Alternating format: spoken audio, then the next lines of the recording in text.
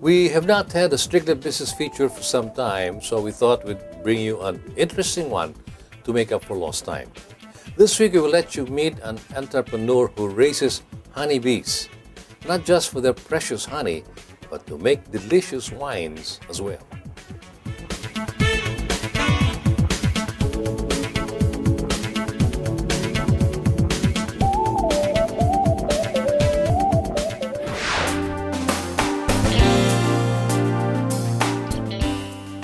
DIELLE'S honey wine is buy now regulars in government-sponsored trade fairs and big bazaars. In fact, they were exhibitors in the recent Sikat Pinoy Fair, sponsored by the Department of Trade and Industry. Mr. Luke Makababad is the innovative entrepreneur behind DIELLE'S honey wine. Ako ay nakagraduate ng BS Biology sa UP Los Baños. And then, kasi dati gusto ko sana mag-medicine. Oh, it so happened na medyo kapos financially, kaya after graduation, nagtrabaho na rin ako. Nag-work ako dati as med rep, tapos sa sales usually ang aking naging field after graduation. In fact, Luke worked for 3 or 4 companies before he settled down to become a full-fledged entrepreneur, but that is going ahead of the story. Nung una kasi, habang nagwo-work pa lang ako, gusto ko magkaroon ng farm. So, kasi naiingit ako dun sa aking mga kaibigan na pag weekend, nandun kami sa mga farm nila. Kaya lang, sabi ko, kapag nandito ka sa Maynila at wala kang mga malaking hindi ka pwede magkaroon ng farm. Ang farm lang naman, either poultry or piggery. It so happen na yung isang brad ko ay inintroduce ang honeybees. Sabi ko sa kanya, Brad, para yatang hindi tama. Kasi ba't ka pa mag-aalaga ng maisting ka, masasaktan ka lang. Tapos sabi niya, tingnan mo para makita mo.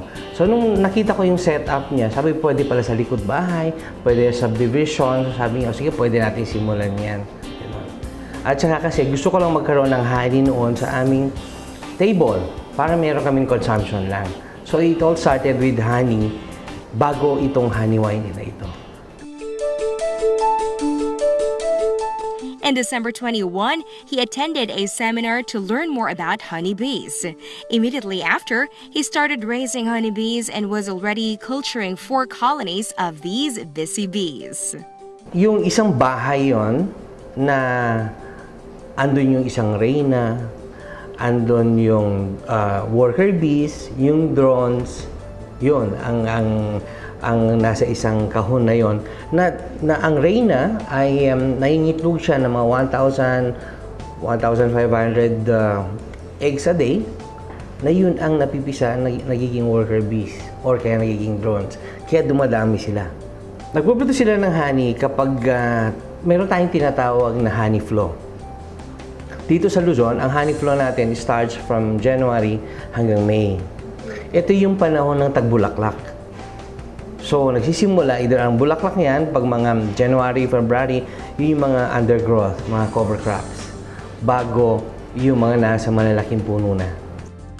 But after a big harvest, he found himself with more honey than they could consume. So he gave away jars of fresh, natural honey to friends and neighbors.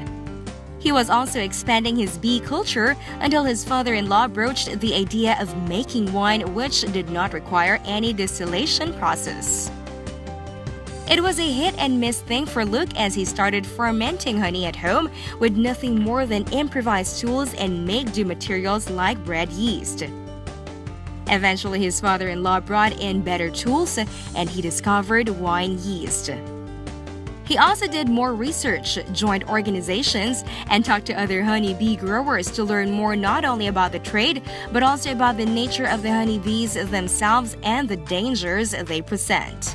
Ang unang-unang kategorya, bago ka mag-alaga ng honeybees, ay dapat wala kang allergy sa bee sting.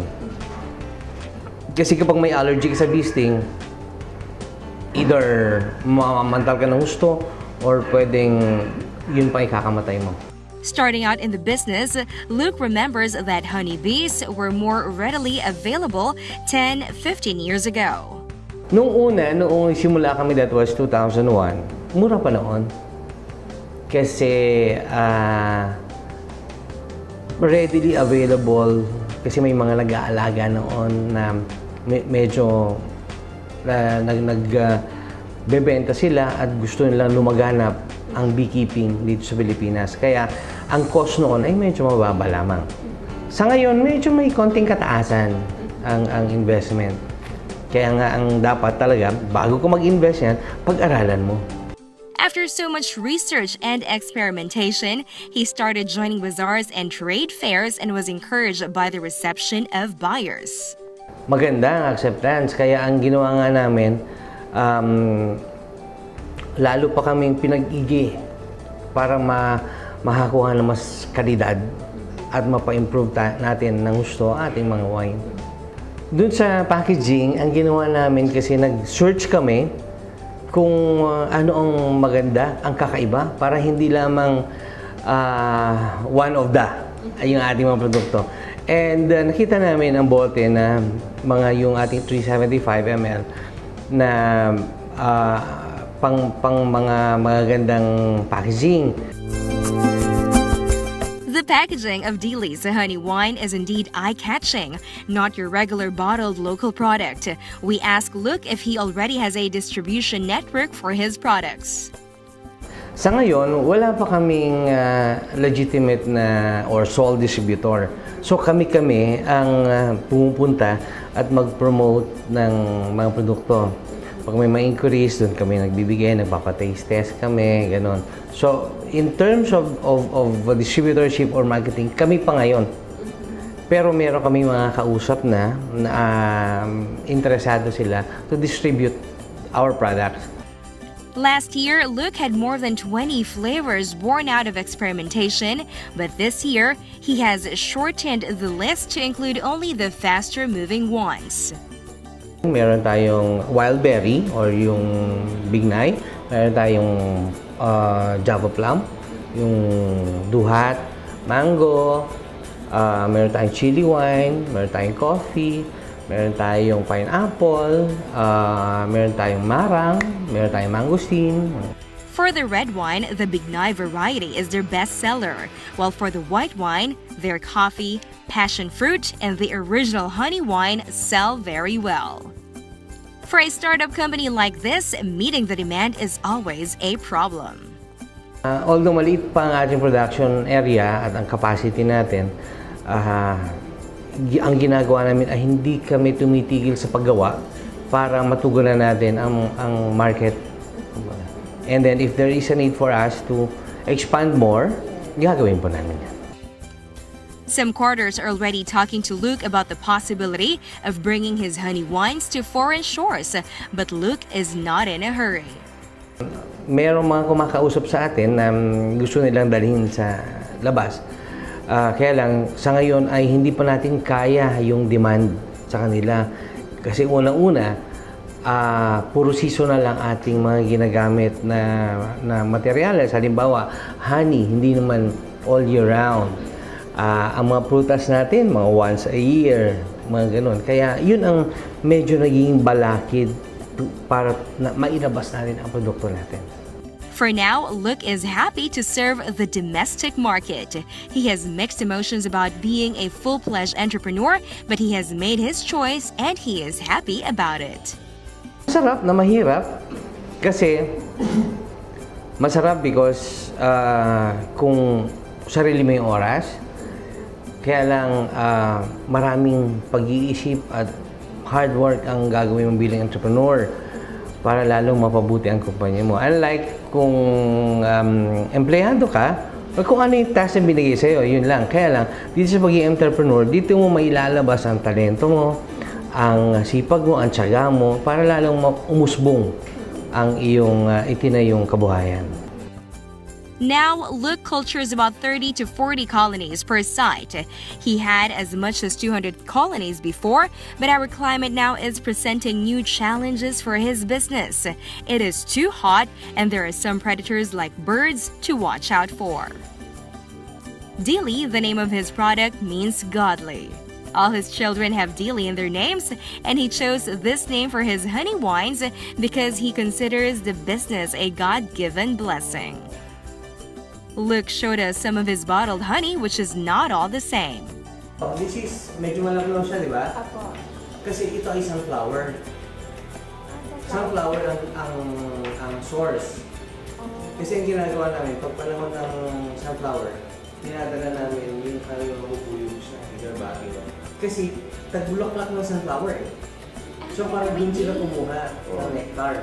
Kumuha sila ng nectar para yun ang kanilang gagawin. Others came from more than one flower. When it is sunflower season, Luke transports his honeybees to places like Baguio and Tarlac. After the season, he brings them back to the city when the acacia and langka and mago trees flower. The resulting honey is not uniformly the same. Those made from mango flowers, for example, have a hint of mango with a tangy taste. These are his honeybees, and his workers seem oblivious to the dangers of bee stings because they have developed immunity as well.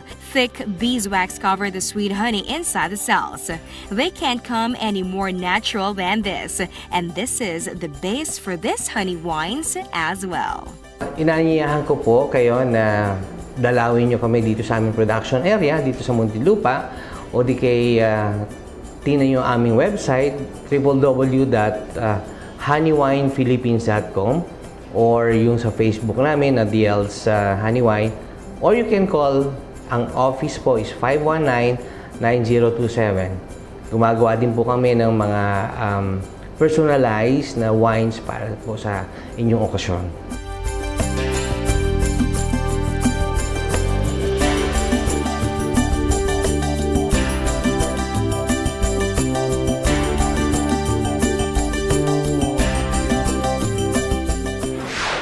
That is a fascinating business enterprise that is not for everyone. Clearly, one has to have the passion to have such a business that is both viable and has much potential.